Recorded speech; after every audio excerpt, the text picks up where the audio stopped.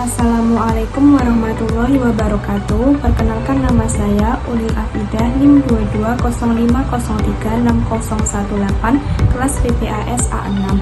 Di sini saya akan menjelaskan mengenai gambaran umum dari anggaran. Pembahasan yang pertama yaitu ada pengertian anggaran, yang kedua ada anggaran bank, yang ketiga ada fungsi anggaran, yang keempat ada manfaat anggaran, dan yang terakhir ada bentuk-bentuk anggaran. Yang pertama yaitu ada pengertian anggaran. Anggaran merupakan suatu rencana yang disusun secara sistematis yang meliputi seluruh kegiatan perusahaan yang dinyatakan dalam unit atau kesatuan moneter yang berlaku untuk jangka waktu atau periode tertentu yang akan datang. Yang selanjutnya yaitu ada anggaran bank. Pada dasarnya tidak ada perbedaan filosofi antara anggaran untuk perusahaan industri manufacturing dengan industri perbankan. Perbedaan yang ada hanya terletak pada bentuk dan jenis usaha. Dalam penyusunan anggaran bank ini akan dihadapi berbagai kesulitan dikarenakan produk dari perbankan bersifat abstrak seperti halnya pada perusahaan-perusahaan jasa lainnya. Kesulitan yang kedua yaitu menyangkut adanya nilai mata uang.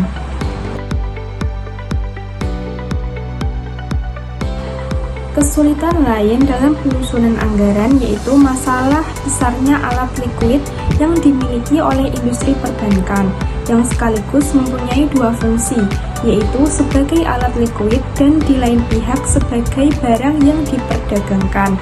Ada faktor lain yang unik di dalam penyusunan anggaran bank, yaitu adanya prinsip prudensial banking, sehingga suatu bank tidak mungkin melaksanakan kegiatan ekspansi usahanya di luar pagar yang telah ditetapkan oleh otoritas moneter. Namun, di balik kesulitan-kesulitan yang ada tersebut, bagaimanapun juga, anggaran secara alami tetap merupakan kebutuhan yang tidak dapat dihindarkan oleh dunia perbankan. Yang selanjutnya yaitu ada fungsi anggaran. Kegiatan perbankan di Indonesia beberapa tahun terakhir tampak adanya perkembangan yang cukup menggembirakan. Namun demikian, di balik perkembangan yang cukup pesat, sebenarnya manajemen perbankan memerlukan berbagai alat-alat manajemen yang lebih baik. Dan salah satu alat manajemen yang diperlukan yaitu berupa anggaran. Hal ini disebabkan oleh berbagai alasan, diantaranya yaitu adanya persaingan yang semakin intensif antara bank-bank maupun persaingan dengan lembaga keuangan lainnya.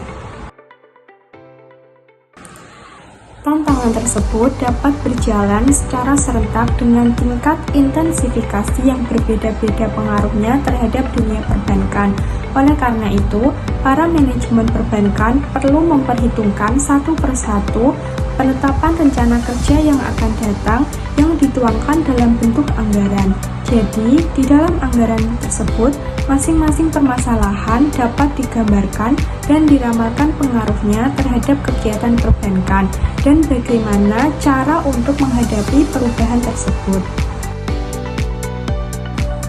Yang selanjutnya yaitu ada manfaat anggaran. Yang pertama yaitu dengan adanya anggaran, maka sasaran usaha yang ingin dicapai bank untuk jangka waktu tertentu akan menjadi jelas, baik dalam kualitas maupun dalam nilai rupiahnya. Yang kedua yaitu dengan adanya anggaran akan membuat perbaikan dalam organisasi perbankan, sebab dengan adanya anggaran akan memaksa unit-unit kerja yang ada dalam masing-masing bank untuk menegaskan dan menata kembali deskripsi kerjanya maupun wewenang dan tanggung jawabnya. Yang selanjutnya yaitu ada bentuk-bentuk anggaran. Ditinjau dari ruang lingkungan anggaran yaitu ada dua.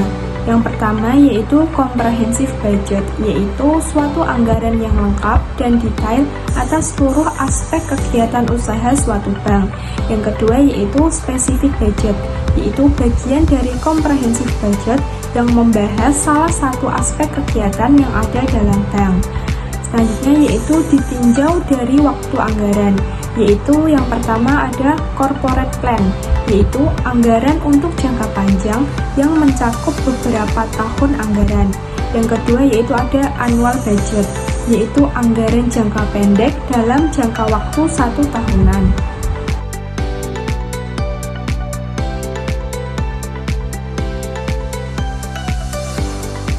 Yang selanjutnya yaitu ditinjau dari objek anggaran, yaitu ada operating budget, yaitu anggaran rencana kerja yang masih berupa kegiatan fisik. Yang kedua yaitu ada financial budget, yaitu bentuk anggaran yang sudah dinyatakan dalam kesatuan uang. Yang selanjutnya yaitu ditinjau dari volume usaha. Yang pertama yaitu ada fixed in total but variable in unit. Fixed budget ini jumlahnya akan tetap, tetapi kalau diukur dengan volume usaha yang dicapai, perkesatuan usahanya akan mengalami perubahan. Semakin besar kegiatan usaha yang dicapai oleh suatu bank, maka fixed budget untuk perkesatuan usaha akan semakin kecil dan sebaliknya.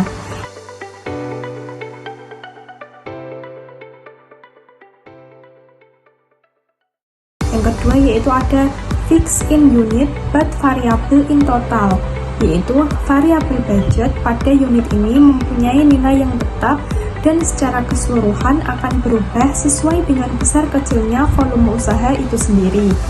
Selanjutnya yaitu ditinjau dari kewenangan penggunaan anggaran. Yang pertama yaitu ada appropriate budget, yaitu memberikan batas dari pengeluaran yang boleh dilakukan. Batas ini merupakan batas maksimum yang boleh dikeluarkan untuk suatu kegiatan tertentu. Yang kedua yaitu ada performance budget, yaitu memberikan batas maksimum untuk masing-masing pos anggaran.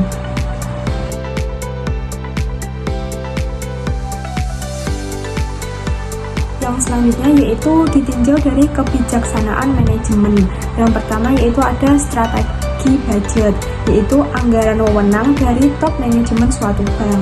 Yang kedua yaitu ada tactical budget, yaitu kelompok yang dibentuk untuk menampung rencana kegiatan taktis.